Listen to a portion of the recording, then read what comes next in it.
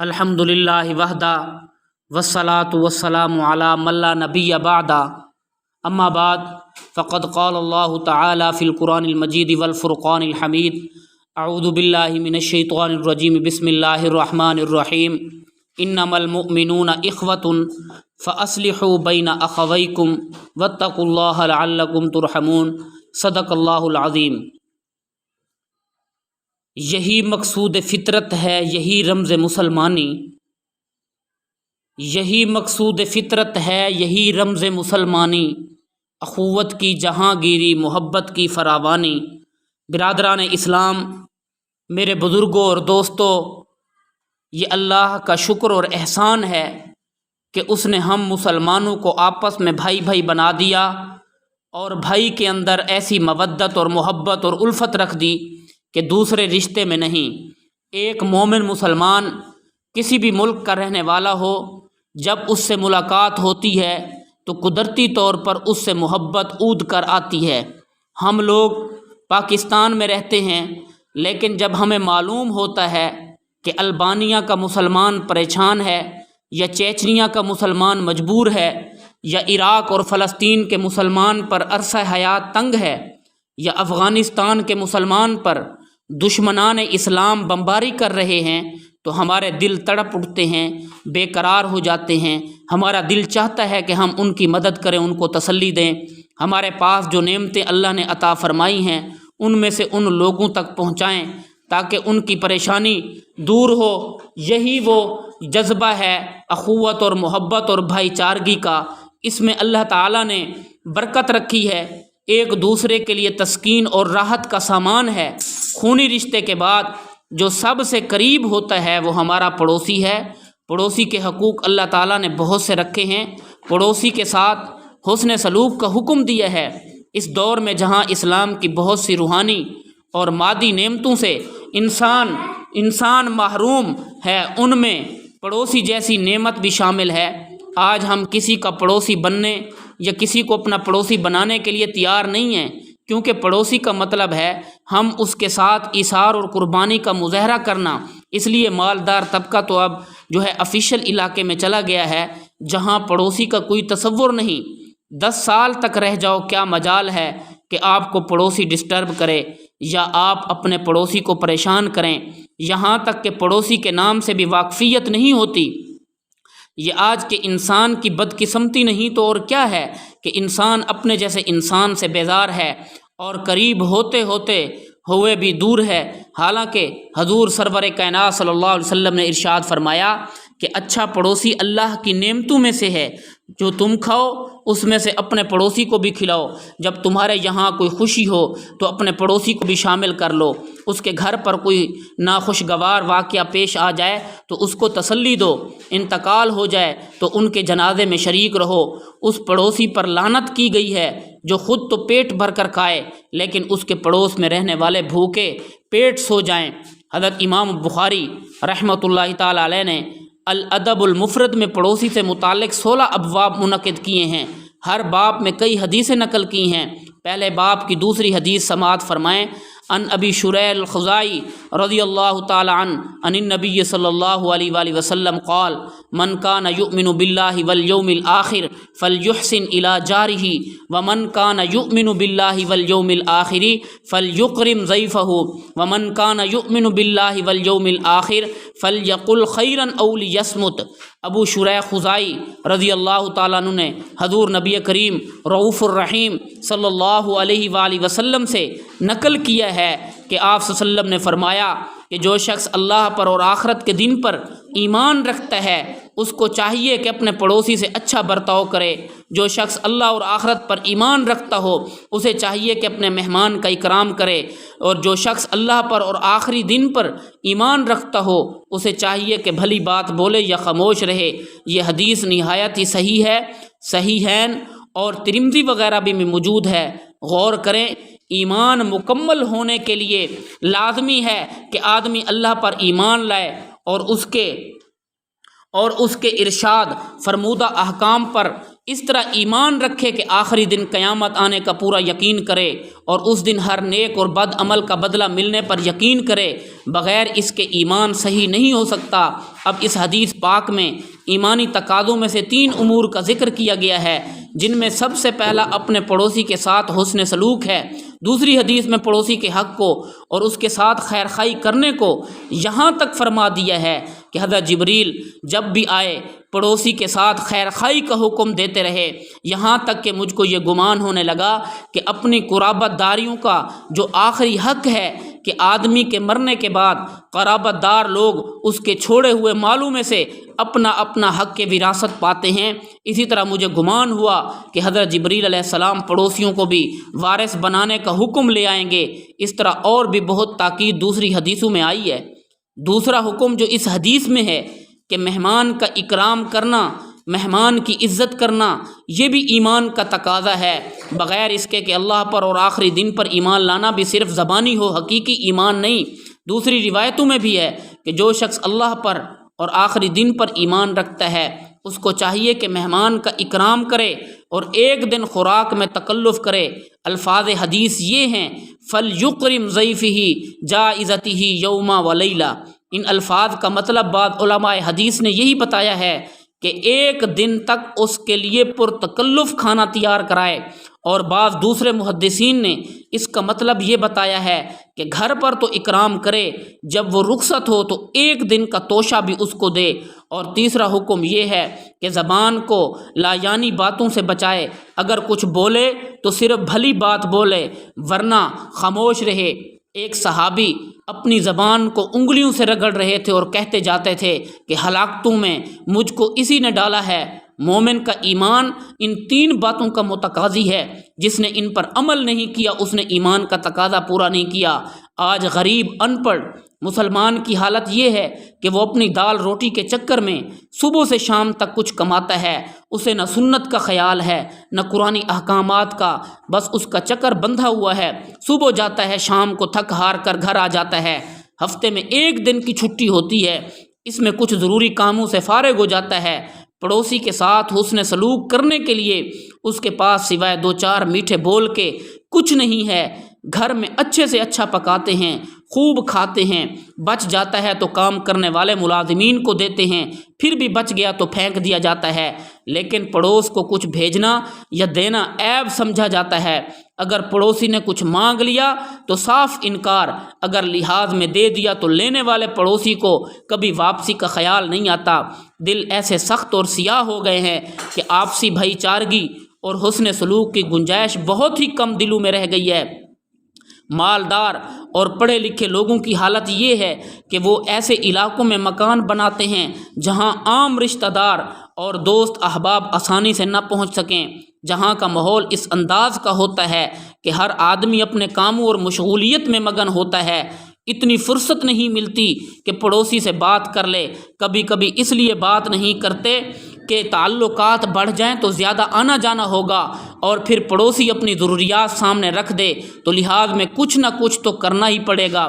اس لیے ضروری ہے کہ اس طرح کی قدغن کو ختم کیا جائے اور پڑوسی آپس میں حسن سلوک کو زندہ کریں، تاکہ حضور نبی کریم رؤوف الرحیم صلی اللہ علیہ وسلم اور صحابہ کی سنتیں زندہ ہوں اور ان کا معاشرہ پھر سے وجود میں آئے۔ حضرت مقداد رضی اللہ تعالیٰ عنہ سے روایت ہے کہ ایک دفعہ رسول اکرم صلی اللہ علیہ وسلم نے صحابہ رضی اللہ عنہم سے پوچھا، بتاؤ تم لوگ زنا کے متعلق کیا جانتے ہو؟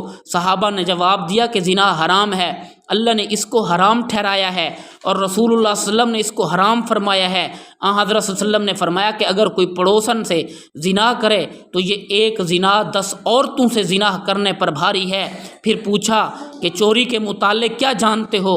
صحابہ نے جواب دیا کہ یہ بھی حرام ہے، اللہ سبحانہ و تعالی نے اور اس کے رسول برحق نے اس کو حرام ٹھہرایا ہے۔ حضرت صلی اللہ علیہ وسلم نے ارشاد فرمایا کہ اگر کوئی شخص 10 گھرانوں سے چوری کرے اس پر ایک ہی چوری بھاری ہے کہ اپنے پڑوسی کے گھر میں چوری کر لے۔ آج کتنا ہی بڑا بادشاہ بن جائے، کتنا ہی بڑا پہلوان بن جائے، اکیلا زندگی نہیں گزار سکتا، اس کو ہر موقع پر کسی نہ کسی ساتھی اور یار و مددگار کی ضرورت رہتی ہے۔ انسان کی مزاج میں اللہ تعالیٰ نے اخوت، الفت اور محبت رکھی ہے اور یہ ہر موقع پر ظاہر ہو کر اپنے کمالات دکھاتی رہتی ہے۔ ایک غیر مانوس اور غیر وطن کے آدمی سے آپ حسن سلوک کریں تو وہ آپ کا گرویدہ بن جائے گا، اٹھتے بیٹھتے آپ کی تعریف کرے گا۔ حضور صلی اللہ علیہ وسلم کی یہی سیرت ہے کہ آپ نے اپنے اخلاق کاملہ سے دشمنوں کو دوست بنایا، غیروں کو اپنا بنایا، جو مانوس نہیں تھے ان میں الفت پیدا کی، جو گالیاں دیتے تھے وہ تعریف کرنے لگے۔ یاد رکھیے، آپ کتنے ہی مستغنی بن جائیں لیکن پڑوسی سے استغنا نہیں کر سکتے، اس لیے کہ پڑوسی آپ کے برابر میں آپ کا بھائی ہے، آپ کا ہمدرد ہے، اس کی خواہش ہوتی ہے کہ وہ آپ کے کام آئے اور آپ اس کے کام آئیں، آپ ان کے غم اور خوشی میں شریک رہیں اور وہ آپ کے اچھے برے وقت کے ساتھی رہیں۔ اس لیے دیکھا گیا ہے کہ غیر مسلموں کے اندر بھی پڑوسی کے ساتھ حسن سلوک کا رواج ہے، وہ بھی اپنی مادی اور فطری ضروریات کی تکمیل کے لیے پڑوسی سے تعلق رکھنے پر مجبور ہیں۔ اما عائشہ صدیقہ رضی اللہ تعالی عنہا، حضرت عبداللہ ابن عمر رضی اللہ تعالی عنہما دونوں سے ایک روایت یہ منقول ہے کہ رسول اللہ صلی اللہ علیہ وسلم نے فرمایا، ما زال جبریل یوصینی بالجاری حتی ظننت ان سیورثہ۔ اس کے بعد حضرت عبداللہ ابن عمر کی روایت میں ایک واقعہ ہے کہ ان کے گھر بکری ذبح ہوئی تو انہوں نے اپنے غلام سے کہا، اہدیت لجارنا الیہودی، ہمارے پڑوس میں ایک یہودی ہے، کیا تم نے اس کے پاس بکری کے گوشت میں سے کچھ ہدیہ بھیجا؟ حضرت عائشہ رضی اللہ عنہا کی روایت میں ہے کہ میں نے حضور صلی اللہ علیہ وسلم سے پوچھا کہ میرے دو پڑوسی ہیں، کس کے پاس ہدیہ بھیجا کروں؟ آپ صلی اللہ علیہ وسلم نے فرمایا کہ جس کا دروازہ تمہارے دروازے سے قریب ہے اس کے پاس۔ یہ حدیث الادب المفرد کے علاوہ صحیح بخاری، مسند احمد، مستدرک حاکم تینوں میں موجود ہے۔ اس سے معلوم ہوا کہ سب سے قریبی پڑوسی وہ سمجھا جائے گا جس کا گھر اور جس کا دروازہ قریب تر ہو، پس اس کا حق بھی سب سے زیادہ ہے۔ مگر اتنے سے پڑوس ختم نہیں ہو جاتا بلکہ 40 گھروں تک درجہ بدرجہ پڑوسی کا اطلاق ہوتا ہے۔ عن الحسن انہ سأل عن الجار فقال 40 دارا امامہ و40 خلفہ و40 عن یمینہ و40 عن یسارہ۔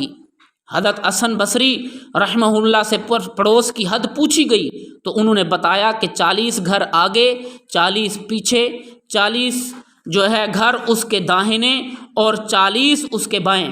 اب جس کا دروازہ جتنا قریب ہو اتنا ہی وہ قریبی پڑوسی ہے۔ اب ہدیہ دینے، مزاج پرسی کرنے اور دوسرے سلوک میں اس قدر رعایت کرنی چاہیے۔ چنانچہ ابو ہریرہ نے فرمایا کہ حسن سلوک میں قریبی کو چھوڑ کر دور والے پڑوسی سے ابتدا نہ کرے بلکہ قریب والے ہی جو ہے قریب والے سے شروع کرے، دور والے سے پہلے۔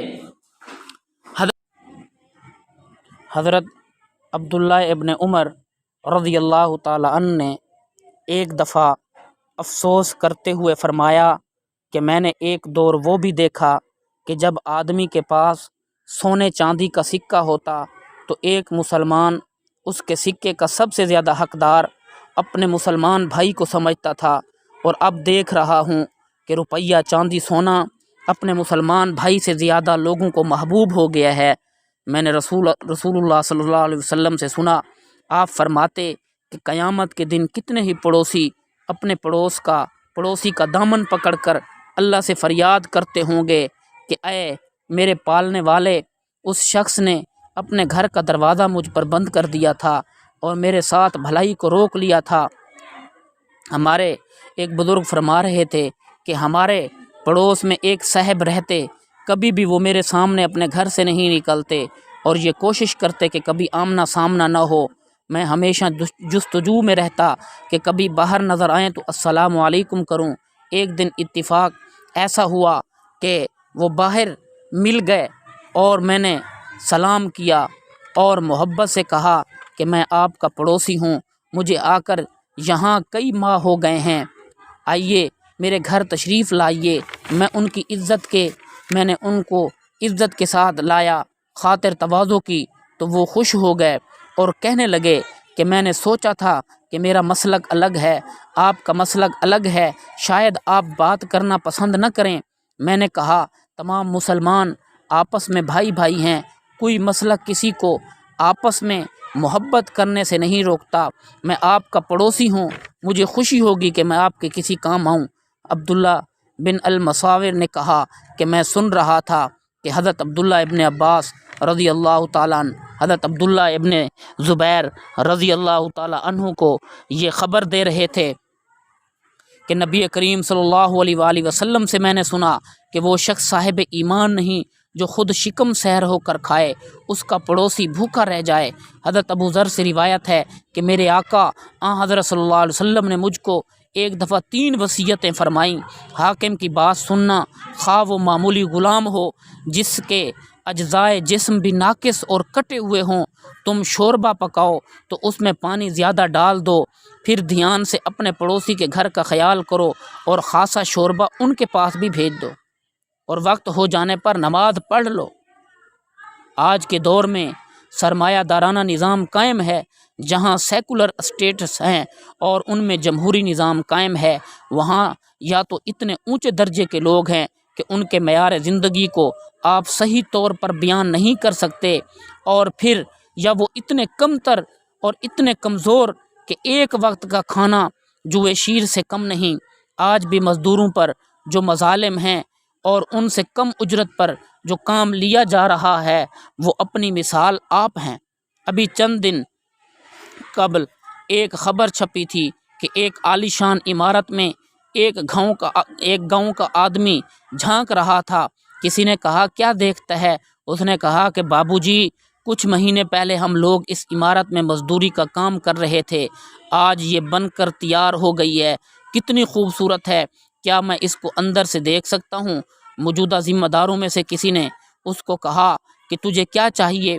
اس نے کہا کہ بابو جی، آج مزدوری نہیں ملی، میرے بچے بھوکے ہیں، مجھے صرف چند پیسے چاہیے تاکہ میں اس سے چاول اور روٹی خرید لوں، اور آج کے اس دور کے اندر ایک فیملی کا خرچہ جو ہے بڑا مشکل سے چلتا ہے، لیکن یہ مغرب کا خون چوسنے والا نظام سرمایہ دارانہ ہے کہ انسانیت ختم ہو گئی، اخوت اور محبت قصہ پارینہ ہو گئی۔